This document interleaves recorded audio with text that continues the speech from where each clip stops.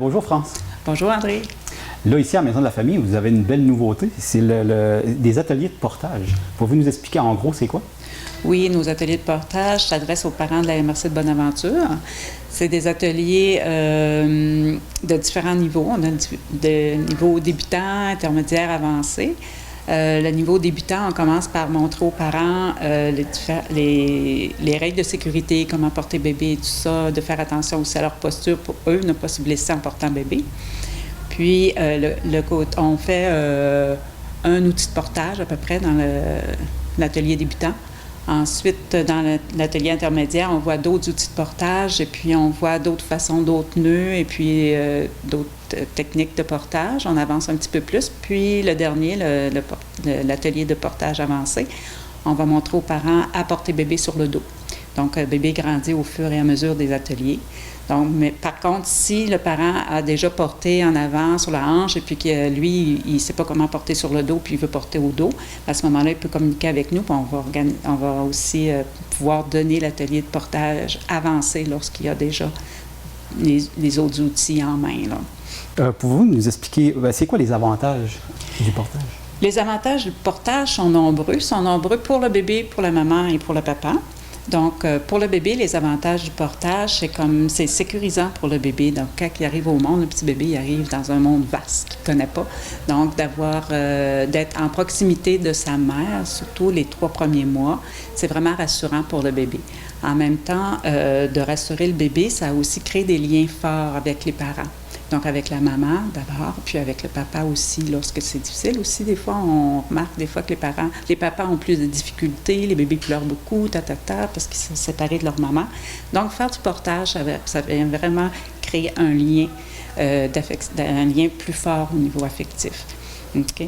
Puis, ensuite de ça, c'est aussi une façon de répondre adéquatement aux besoins de bébé, parce qu'en ayant bébé à proximité de nous, on peut mieux déceler ses besoins par les différents gestes qu'il va faire pour nous les exprimer. Donc, on est là avec lui en présence, donc c'est plus facile de détecter ses besoins.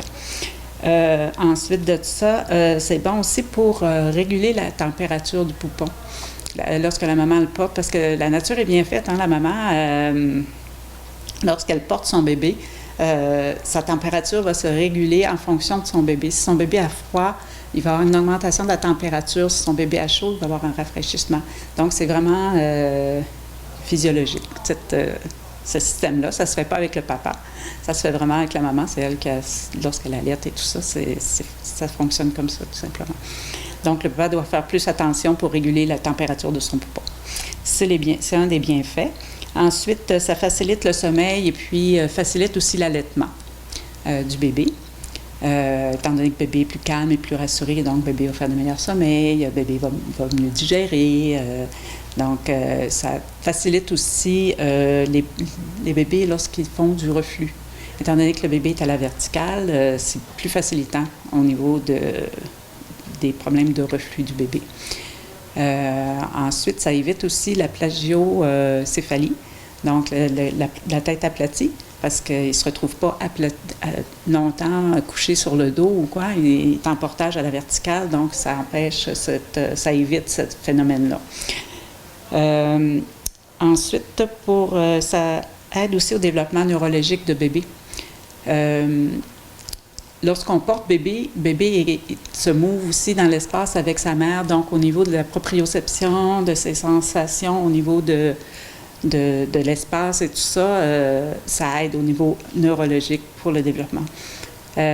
Souvent, on va dire, si tu le portes trop, il ne marchera pas, tout ça. Non, c'est faux. C'est prouvé scientifiquement que le bébé va tout aussi bien marcher, même s'il est porté beaucoup. Parce que justement, il y a cette façon de faire là au niveau de bouger et tout ça.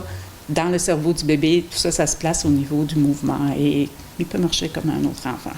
Okay. Ensuite, pour la maman, c'est bien aussi pour diminuer un peu les effets du postpartum, d'avoir bébé contre elle. On a vu aussi dans une expérience avec une maman dans un hôpital à un moment donné, la maman était vraiment mal en point. ils ont tout essayé pour essayer de la ramener. Tout ça, ça ne fonctionnait pas. Il y a une infirmière qui a dit, pourquoi qu'on n'essaie pas de mettre le bébé sur elle? Puis ça a fonctionné. La maman est revenue à elle. Elle a senti son bébé. C'était comme une poussée pour se combattre ce qu'elle vivait là, puis de revenir à prendre soin de son enfant, finalement. OK. L'amour est fort. Donc, il y a tous ces bienfaits-là. Puis pour le papa, c'est ça. C'est aussi développer un lien affectif, là, et puis d'être près de son bébé, de pouvoir s'en occuper, de se sentir utile dans les soins du bébé, tout en laissant un répit à maman quand elle en a besoin pour aller se laver ou quoi que ce soit.